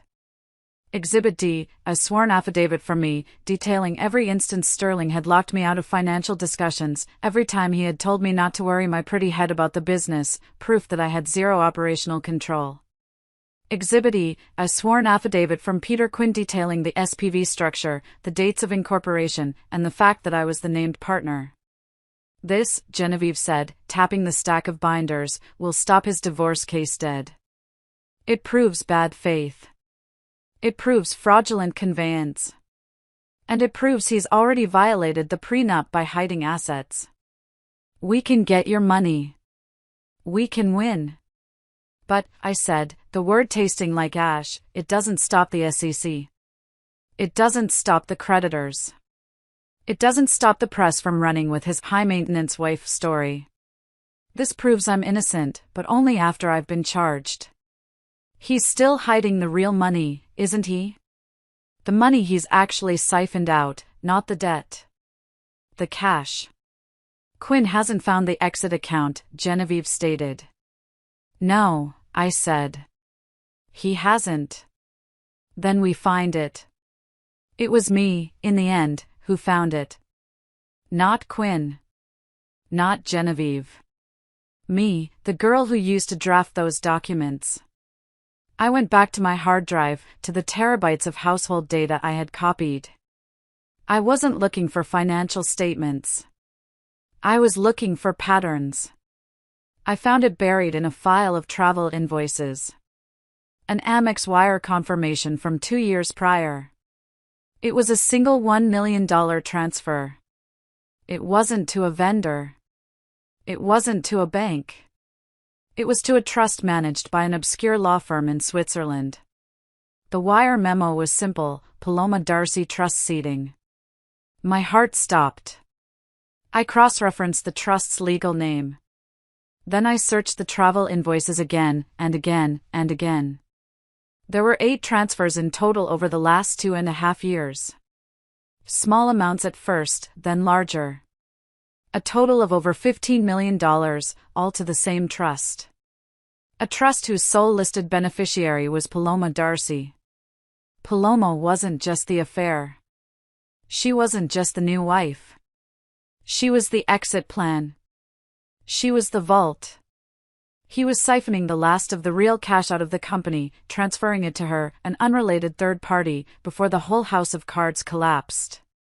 He would file for divorce, let Ward Nexus go bankrupt, let the creditors and the SEC swarm me, the co-owner of the debt, and he would walk away with Paloma, $15 million richer, clean as a whistle, to start again. I called Genevieve. I told her. This time, the silence was shorter. That, Genevieve said, her voice full of a cold, terrible awe, is a federal crime. That is wire fraud, and it's conspiracy to commit bankruptcy fraud. She proposed the boldest move yet. Forget the divorce hearing, Adelaide.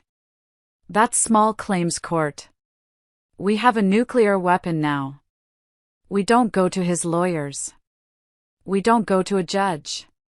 We take this entire file, the prenup, the PR emails, the SPVs with your name, and now the wire transfers to the Paloma Trust, and we walk it straight into the U.S. Attorney's Office or the SEC.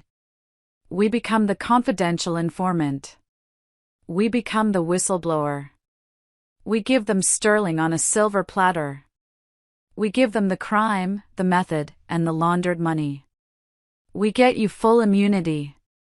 And we become the primary witness in their case against him. I was speechless. She was talking about destroying him, not just divorcing him. Destroying him. Sending him to prison. Genevieve, I don't want to be part of a national scandal, I whispered. I don't want my face on the news testifying. You're already going to be in a national scandal, Adelaide, she retorted. But you get to choose the headline. Do you want to be Adelaide Hollis, greedy housewife, indicted in financial collapse? Or do you want to be Adelaide Vesper, whistleblower, brings down corrupt CEO? You're already in the story. You just get to decide if you're the victim or the hero. I looked at the file, the prenup, the emails, the wire transfers, my entire marriage reduced to a stack of evidence. The thought of Sterling and that vlogger sipping cocktails on a beach in a non-extradition country, living off the $15 million he'd stolen while my name and my life were reduced to ashes. Genevieve leaned across the desk, her eyes locking on mine. You've spent your whole life thinking you're the outsider, Adelaide, the girl from Maple Ridge, the paralegal in the corner. But you're not. You're the only person in the world who is sitting on both things that matter, the prenup and the truth.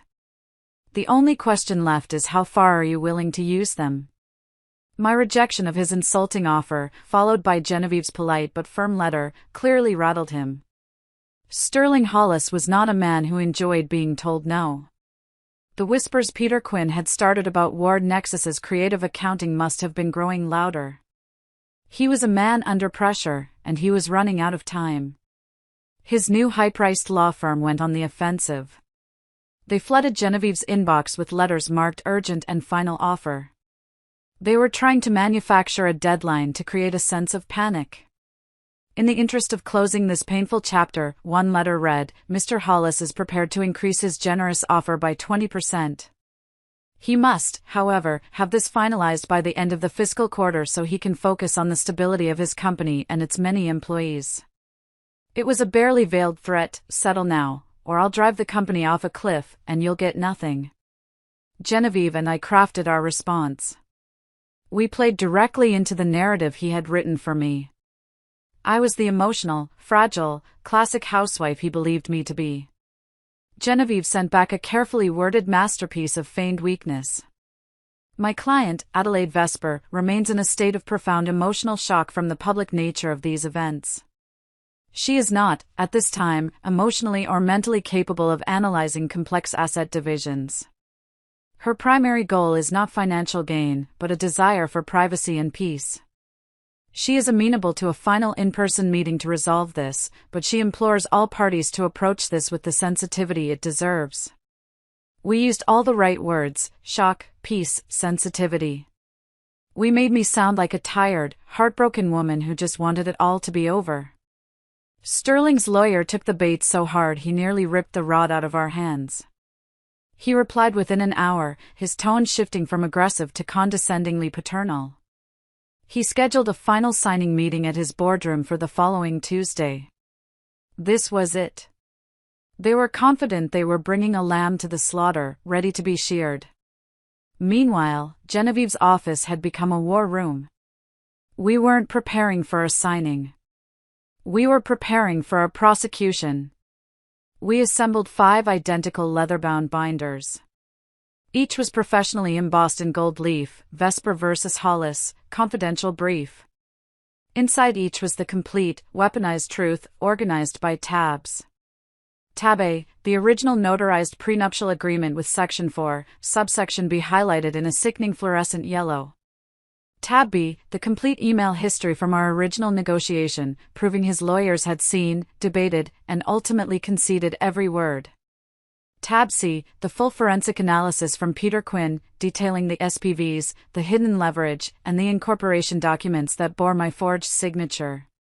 Tab D, the gala printouts of the Harbor Dish articles, the social media photos, the video captures of the moment he called her his new wife, irrefutable public proof of infidelity. Tab E, the internal PR email, the high-maintenance wife narrative. Proof of a conspiracy to commit defamation. "He's a cornered animal, Adelaide," Genevieve said 2 nights before the meeting as we were collating the pages. "And a cornered animal is dangerous. He's already shown he'll commit fraud to protect himself. What's to stop him from doing something worse? You're not just a legal problem for him anymore. You're a witness." The next day, I went to another law firm, a discreet, quiet estate planning office on the other side of town, run by a man who had been Genevieve's mentor in law school. I set up a simple trust. I placed a 6th identical binder along with a new encrypted external hard drive into a safe deposit box managed by this firm. The instructions were simple, notarized, and ironclad. If I, Adelaide Vesper, failed to make a check-in call with a specific passphrase by 6 p.m. every single day, the firm was legally obligated to bypass Genevieve and deliver the sealed binder and hard drive directly to the U.S. Attorney for the Southern District, the head of enforcement at the SEC, and the Criminal Investigation Division of the IRS.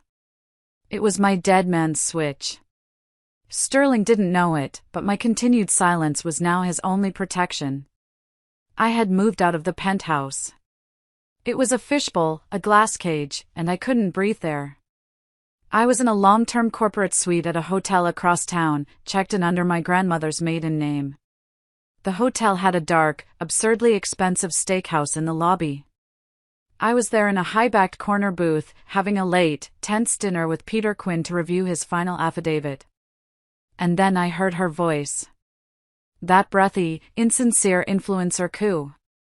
I don't care what he says, Sterling, I am not overreacting. My blood went cold. I motioned for Peter to be silent. They were in the very next booth.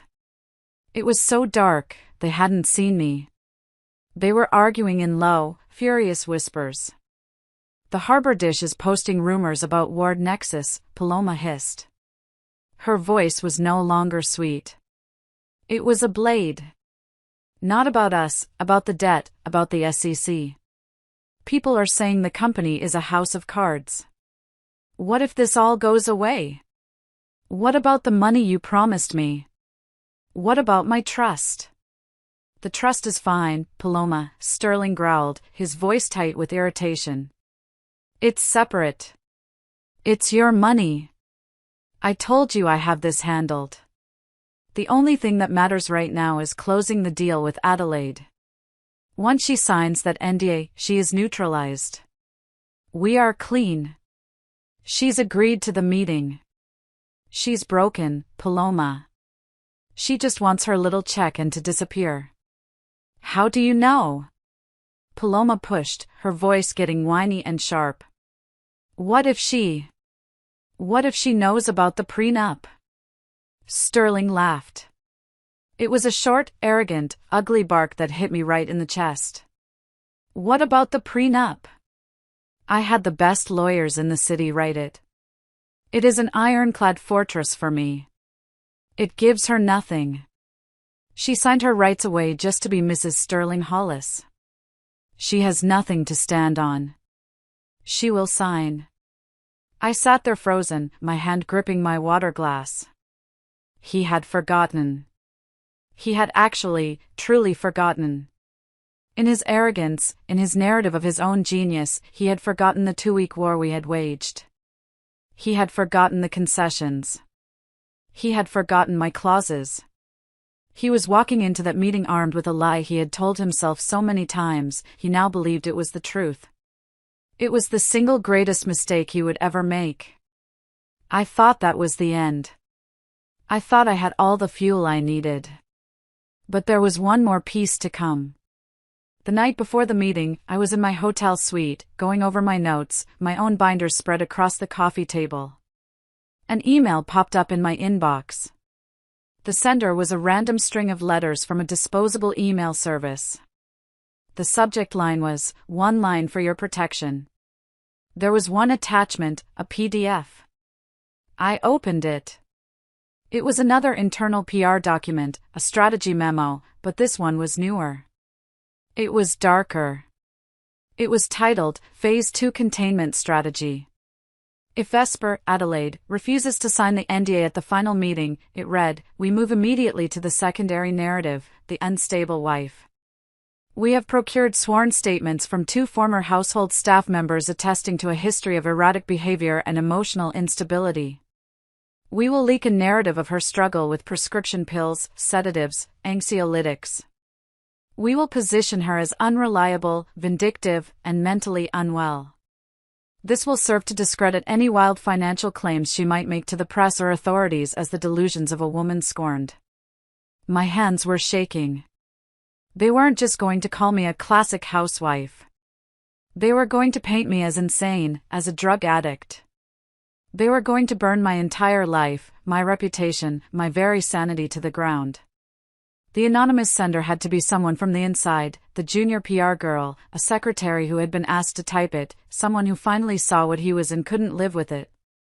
Any last lingering scrap of mercy I had, any tiny thread of guilt about what I was about to do to the man I once loved, evaporated. It was gone. There was nothing left but ice. I printed the document. This was tab G, the final piece of my case. I slid it into the back of all 5 binders. I stood in front of the hotel room mirror. I didn't practice crying. I practiced my lines.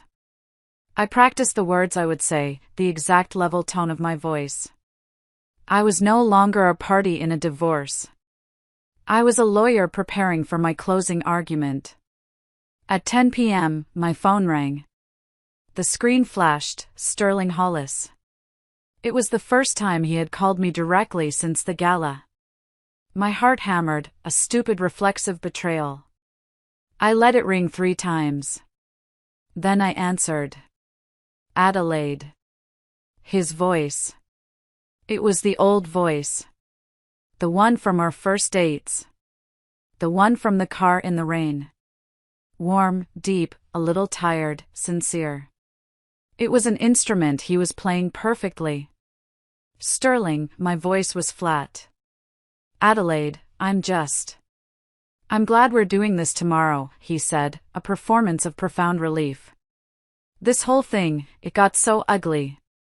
It wasn't supposed to be like this. You know, I cared about you. I did. I just want this to be amicable. I want us to walk away and remember the good years. I just want to keep the dignity for both of us. Dignity. After he had his team draft a plan to call me a drug addict, he was trying one last time. The charming, reasonable guy. He was checking to see if I was still the no-trouble girl from Maple Ridge. He was making sure I would be quiet tomorrow and just sign the paper. I was silent for a long moment.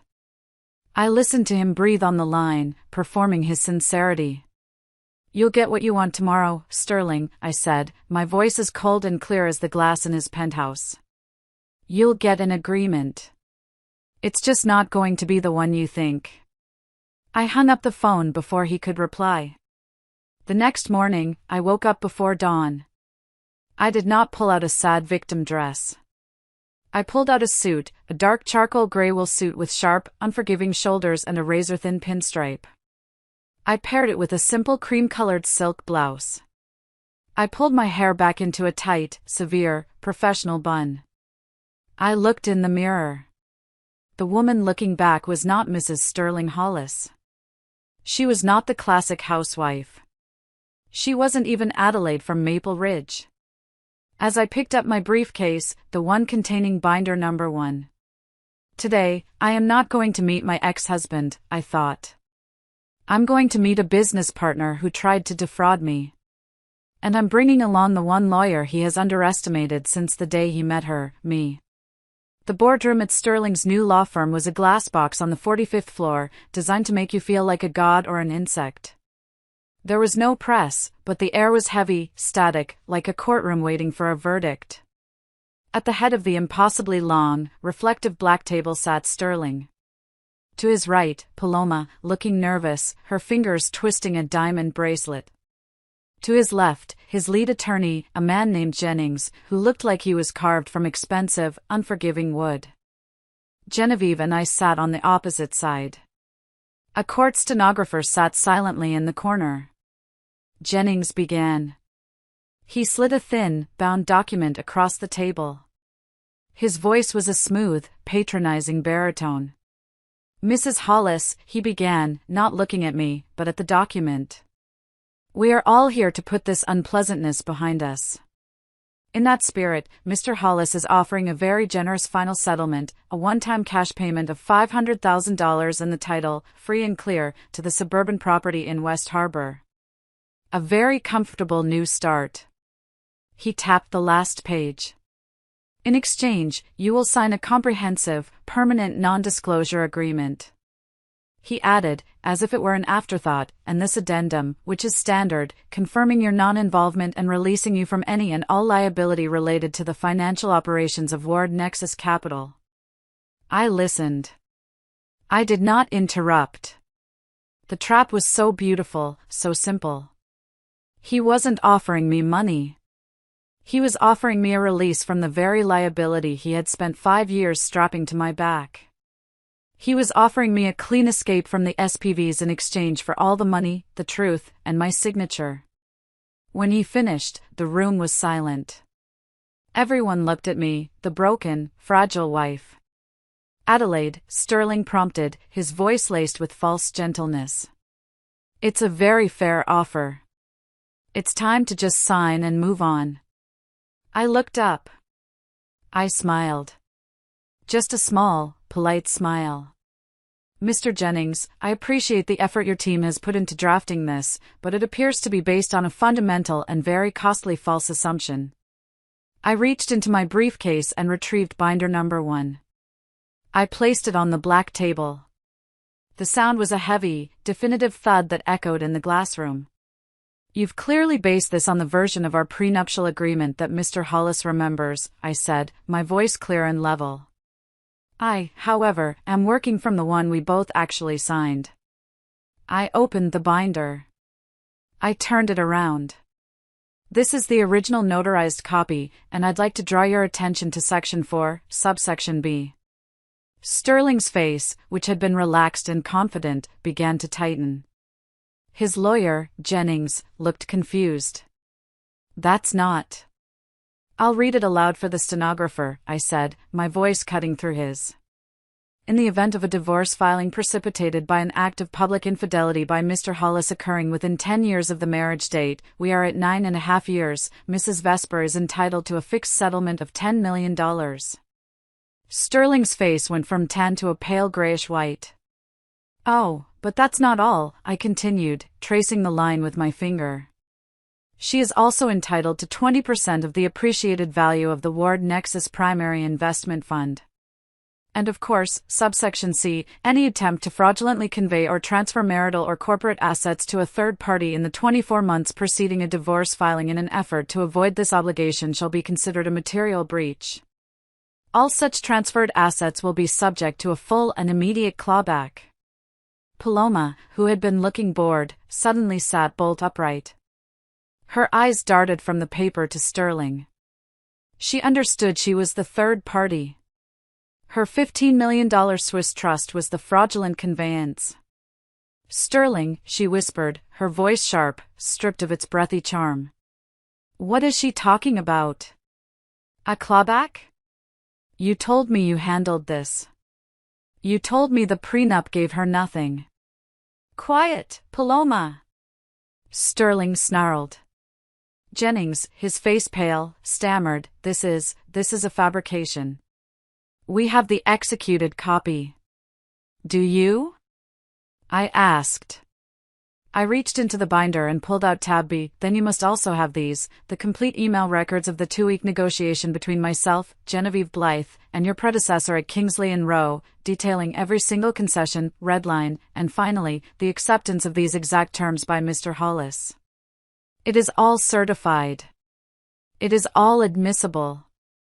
Sterling was staring at me, his eyes no longer full of pity, but of pure, unadulterated hatred. "But Mr. Jennings," I said, "that's just the divorce. I'm afraid we have a much bigger problem." I reached into my briefcase again. I pulled out binder number 2. I placed it on the table next to the first. A second thud. "This," I said, "is the real reason we're here. This is the liability you were so generously offering to release me from. This is the file on the 3 special purpose vehicles registered in my name without my knowledge or consent." I looked directly at Sterling. "I am not interested in your settlement offer because I have already filed a formal complaint." I paused for a breath, the air in the room thick and metallic. As of 9 o'clock this morning, a full summary of Ward Nexus's financial irregularities, including the hidden leverage, the toxic debt, and the fraudulent accounting practices, was delivered to the appropriate oversight committee at the Securities and Exchange Commission. Jennings looked like he was going to faint. Sterling actually half rose from his chair. "You what?" "That complaint," I continued, my voice steady, "includes my sworn, notarized affidavit stating that I had zero operational, financial, or strategic control of those SPVs. It includes the email chains where Mr. Hollis explicitly told me not to worry my pretty head about the business. It proves I was not a co-conspirator. It proves I was the first victim of his fraud." I reached into the binder one last time and slid a single sheet of paper across the table. It was the Phase 2 Containment Strategy Memo. And finally, this, an internal document from your PR team detailing a strategy to paint me as a mentally unstable drug addict. I have filed this as proof of a conspiracy to commit defamation and libel designed to silence a whistleblower. My case is quite solid." The boardroom was dead silent. The only sound was the quiet click, click, click of the stenographer's keyboard.